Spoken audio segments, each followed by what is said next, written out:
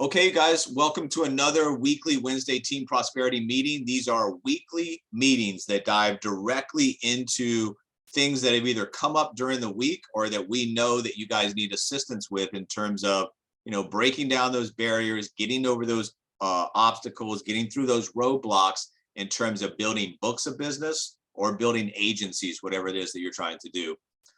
So we are in, September now. We're in the, past the middle of September. So you guys should be dialed in. Your partners should be dialed in. Your clients should be dialed in. What should they be dialed into? Their goals. What's motivating them? What end outcomes are they trying to create? And once again, you as the advisor, the educator, the manager, you're there as a support role to make sure people have the support. And also sometimes if they need nudges to get going in a certain direction, we provide that as well.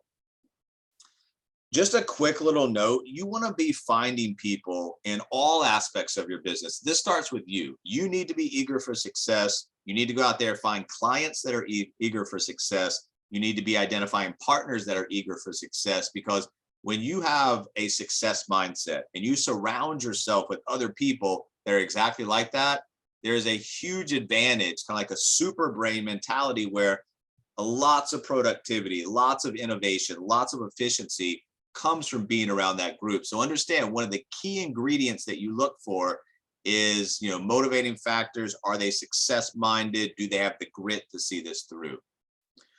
Last week we talked about, really it's all about relationships, and that's, what this business is all about. To be successful, businesses need to establish positive relationships with their customers. Just like your personal relationships, business relationships take time to invest or take time to develop. It's an investment. As with anything you invest in, it compounds over time, usually requires a process that turns interaction into opportunity for communication, trust, and growth. So if you're out there, we always talk about this, if you're obsessed with helping people, you build those relationships, you're going to find everything that you want inside the business for yourself and for your clients and your partners. And that's very rewarding for all partners, or for all parties. This week, we are talking about handling objections.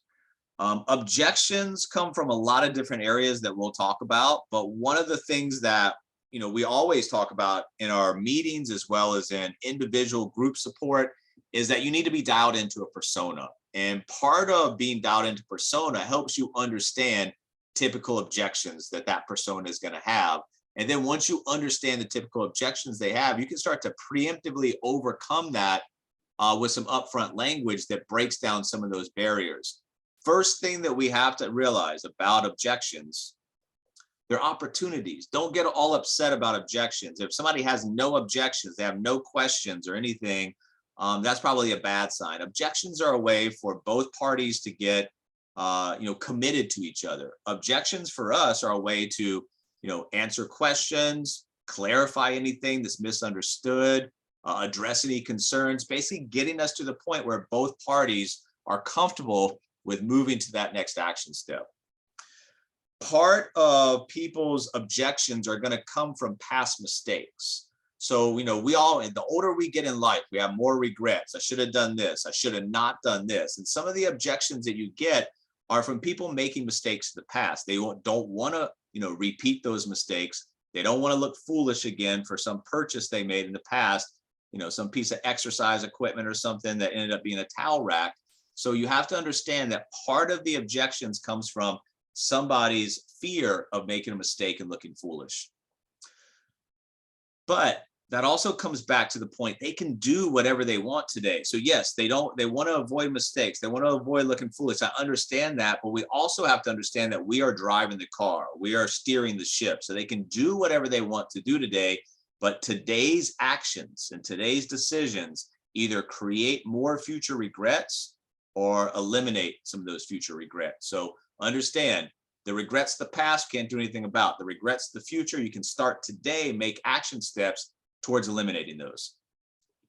And everything works on the principle of reverse. So if things are going well or things are not going well, you can learn from both sides of that. And once you understand how the principle of reverse works, it's easy to start helping people work through some of these objections, because number one, people have to stop worrying about what they have to lose. We create situations where if everything blows up, the loss is very, very, very minimal.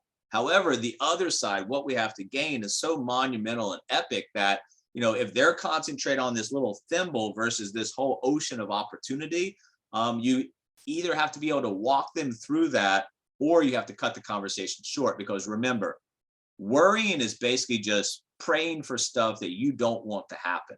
And what that really is, it's attracting that stuff to happen through the laws of attraction. So understand that people, have fixed mindsets and they think about cost and price over value. You have to work them through some of this stuff. If somebody is on a path that they don't want to continue on, and they're trying to make a fork in the road over to a new life, a new, more desired outcome, well, doing the same old stuff is not going to get you new outcomes. So they have to understand a fork in the road requires different mentality, different action steps, different decisions. Once again, if you continue to do the same stuff that you've done before, expecting a different outcome, the definition of insanity. So part of what we do and part of handling objections is almost being like a therapist. You got to walk these people through to make sure they understand the way they are thinking. If it's wrong, you need to take that information, that bad information, you need to replace it with the good information. That's part of what we do on the education side. It all comes down, and you can overcome and help people overcome a lot of these objections from the discovery. If you don't discover the why, your discovery is not over. And if you blast past the discovery without discovering the why, you're in a lot of trouble, because now a lot of communication is going to happen, but you don't know the reason that they're willing to take the action step. So uncovering the why helps alleviate a lot of the objections in the process of the communication. Understanding the why identifies the client need. And we talked about this a couple of weeks ago in creating urgency. When you identify the customer need, what does that really mean? Well, it means now that you can lay out the requirements to get to that endpoint. Once you identify the why, you identify the need, now you can outlay the requirements to get to that point. And now what that means is you can present a solution, and you can present a solution in a way that's confident, persuasive, makes sense. And then from that point, like I said, the objections are all about answering questions, clarifying anything that's misunderstood, or addressing concerns. The disruption that we create in certain parts of our business model has value, but that value is going to be different from everybody. So once again, that goes back to understanding their specific situation, their whys, their motivating factors, their pain points, because the communication, once you understand the why, needs to be centered around them and getting them the solution that they want. They need to be aware, and this is all going back to they're driving the ship, they're driving the car. They need to be aware that there are possibilities, and then they need to live their life with the possibilities and the potential. Once again, once we identify the need, identify the requirements, give them the solution, like I always tell you guys, we'll solve the puzzle for free and give them the answer. It's up to them to take the action step to implement that and start changing their financial landscape. Also, part of talking through objections is helping them understand that if there were issues in the past, what stopped them in the past. So if they were in a similar situation in the past, they didn't make a good decision, or they made a good decision but didn't follow through, what stopped them in the past? And then remember, painting that picture. How will hitting your goals, how will achieving that why change your life? And then thirdly, how do we make it real? What are you willing to do to get to this outcome? Because at the end of the day, if this is happening, where they're just burning through money right now, we know the typical ways that Americans are leaking money in their financial plan. If they're doing that right now, and we've identified the problem, do they want to go forward making the same exact mistakes, or do they want to come up with a plan of action that puts them at the head of the table instead of the typical lenders and financial institutions that put themselves at the head of the table? Words have power. And so when you're talking to people, understand that what they're saying to you is important. And if you neglect to understand or put importance on what they're saying, that's even more important than the words that you're saying. So when you are talking to people and you're painting a picture, you have to help them understand these are not pie in the sky theoretical ideas. What they're looking for Financial freedom in this case is a mathematical equation. And once they understand the mathematical equation, it's easier for them to get a plan of action and execute that equation with our help. A lot of people don't even understand what financial freedom is. So understand, replacing bad information with good information allows them to start making different action steps, which leads to different outcomes.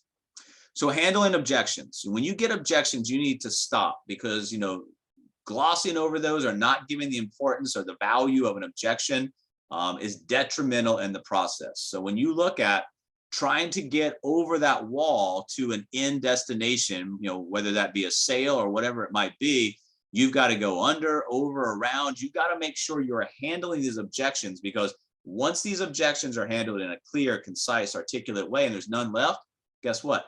Now we're moving to that next action step. One of the things that we have to make sure that we do is ourselves don't become your own objection. Well, what does that mean? When it comes to decision time and you've done your job, in this case, a sales presentation, you discovered the why, you've educated them, you've solved the puzzle. Now it's time to make the decision. Now it's time to close the deal. And part of the things that you can do is remove yourself as the objection. 85% of interaction between sales representatives and potential buyers end without the representative ever asking for the sale. What's the objection there? Salesperson was the objection. They can't even get out of their own way. So understand, you've done your job. It's okay. Close the deal, ask for the sale. And as you're walking through this, once again, make sure that that prospect or that client, whoever you're dealing with, that partner, feels important, that their objections are validated, that you're taking time to address those. That's very, very, very important, because when sales are not made, a large majority of the time, the potential buyer felt like the salesperson really didn't take the time to uncover enough about them and their situation to make the sale. So remember, actively listen to what your potential buyer wants. Ask clarifying questions about what you heard, follow-up questions, getting more information. Educate that prospect on what he or she needs. Don't oversell. Just bring the solution to the table, close the deal. Have a mutual conversation about if and how you can help them. And once again, on the front end, be honest. Hey, if I'm not the best person to help you get the desired results that you're looking for, I'm going to be upfront and honest and let you know. If I know somebody else who might be in a better position to help you, I might make that referral. So on the front end, that little bit of takeaway always helps. And then clarify again if you understand them correctly. Mr. and Mrs. Prospect, let me just make sure to clarify this to make sure I'm understanding you correctly. This is what you're saying, correct? And once again, this process is validating their concerns, helping them understand that you're on their side and that you're legitimately trying to help them get to that desired endpoint. Too much information is a nail in the coffin for a lot of these sales presentations, because somebody asks you a question, you need to answer it once again in clear, concise, articulate way. Make sure that answer was received in a way that made sense to them, and then move on. If you just start going on this long diatribe, answering unasked questions, pitching unwanted features and benefits, misaligning your solution to their pain, use case, whatever they're trying to do, saying anything that creates unnecessary risk in the prospect's mind, answer the question yes, but then move on, because the more you say, the more it might open up additional questions, additional objections, additional concerns. So once again, answer the question and move on. Objection handling is addressing your prospect's concern about the product or service to create, the personal buy-in. On the other side, negotiation is about working out the terms of the deal once the sale has been made. And we lay out exactly what somebody gets. So that's very important. Hey, from two sides of evaluation, the prospect's evaluating their potential situation or what's possible. We're evaluating if we can take them on as a client. If we can take them on as a client, that negotiation, that written deal, what they get, we outline this. Hey, this is what you get. This is what we're expecting from you. We can come to an agreement. We can take you on as a client.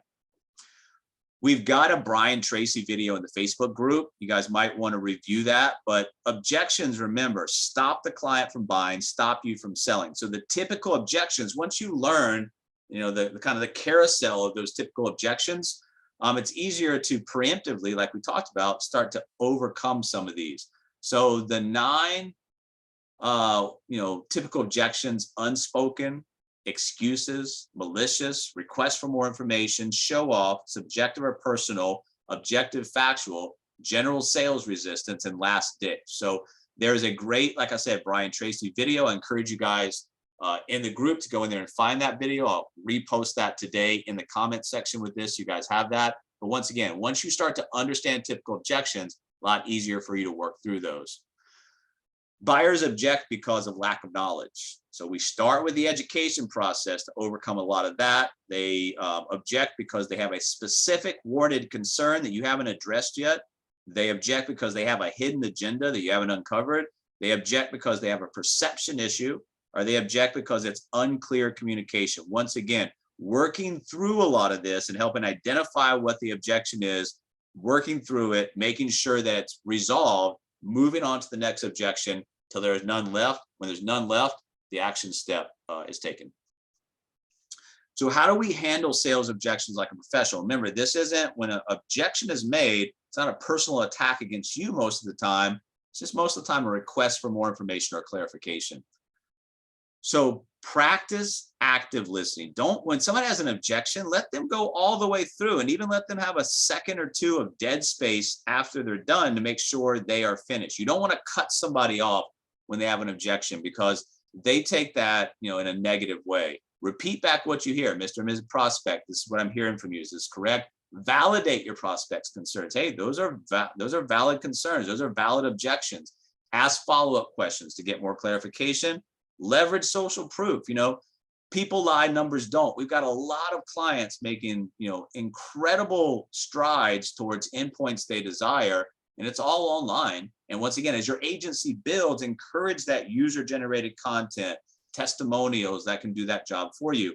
Set a specific date, time for follow-up. Once again, be obsessed with the next action step. Don't leave anything in a gray area. And then anticipate sales objections, welcome those, because like I said, those are really buying questions. Reframe. This is an art form that you guys can learn. So if somebody has an objection, reframe it. Is that objection a problem that can be reframed as an immediate opportunity? Is an objection that a weakness can be reframed as a strength? Poor timing can be reframed as perfect timing. So once again, being able to reframe conversations, being able to flip words around, helps people understand that the way they view something versus the way that you view something and where you're trying to take them is different. So reframe objections in a way that makes sense for them. Remember, don't talk down to people, talk these things through with them.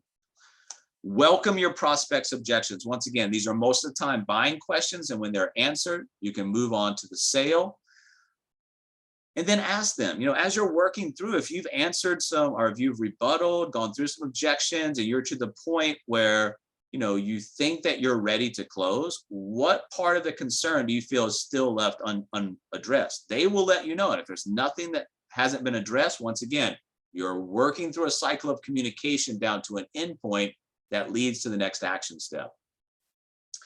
At the end of the day, when you put something in front of your client, you want your client to feel confident about the value that you provide, that your products and services provide. You don't want to put something in front of your client where they're still unsure about what's going on. What does the relationship look like? What does the product and service look like? How is it going to help me? Once again, you've done your job on the front side. When you get to this point, there should be commitment from both sides. There should be excitement about the future from your client, and both parties should be ready to go.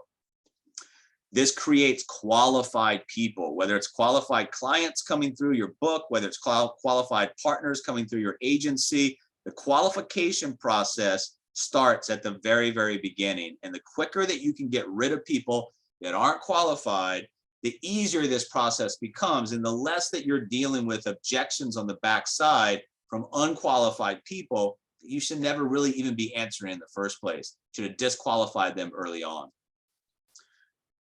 The red flag. So when you look at, and we talked about this in, creating urgency and making sure that you're talking to the right people, the budget, is this prospect capable of buying? If that's their objection, that they're broke and they can't buy what you're offering, even if they need it, want it, and desire it, well, that should have been handled early on. That's an objection that you can't overcome, because until they get in a better financial position, no matter what the solution is from our side, they can't afford it. Authority. Does your contact have adequate authority to sign off on the purchase? Are they the decision maker? We talked about this a couple weeks ago.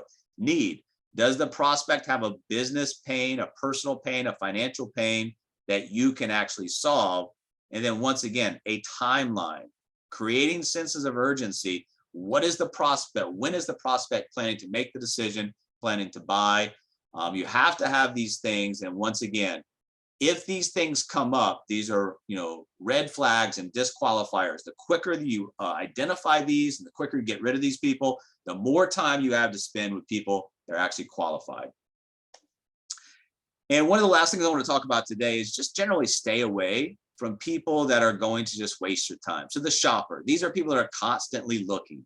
The snail, they move at such a slow pace that everybody will probably be dead and gone before they make a decision. The hide and seeker, they'll pop up, be real enthusiastic for a small period of time, then go into hiding again. The stacked deck, no matter what you put in front of them, they're going to have some type of rebuttal or some type of reason to say no. And finally, the criminal, that person wants to use your products, your services, your relationship for a nefarious reason. You want to stay away from these people, makes your job easier, makes your job more rewarding, and it makes the people that you surround yourself with a positive environment.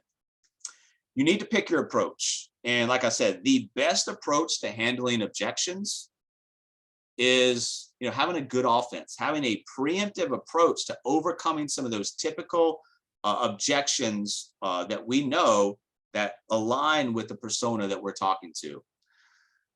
So one of the things that we can do in the way that we craft our conversation, our language, our marketing, our ads, whatever it is that we're doing, you want to hit the bullseye. And that's something you got results with yourself. That's a problem that you had to figure out for yourself. That's something that you're already teaching others, something others ask for your help with. What can you help people do faster, better, and cheaper? Remember, you want to be solutions based, and that goes all the way back to your front end conversation and marketing.